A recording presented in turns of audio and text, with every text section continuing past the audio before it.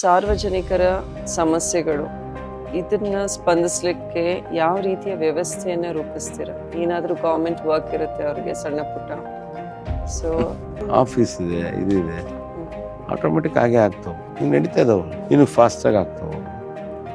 More number of centres, online ಏನಾದರೂ ಮಾಡೋಂಥದ್ದು?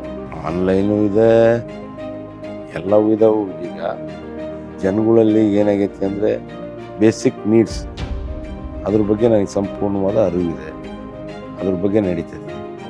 ಈ corruption ಬಗ್ಗೆ ನನ್ನ ಹತ್ರ ಆಗಲ್ಲ, ಅದ್ರ ಬಗ್ಗೆ ನಾವು ಒಂದು ಸ್ವಲ್ಪ ಬಿಗಿನಿ.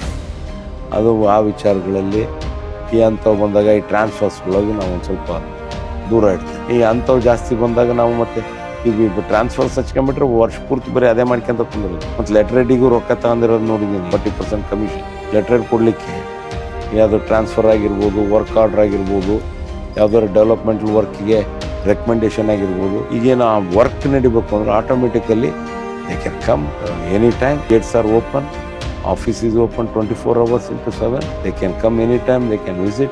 PA will be there, PS will be there in Bangalore or in Davangere, and immediately we will attend.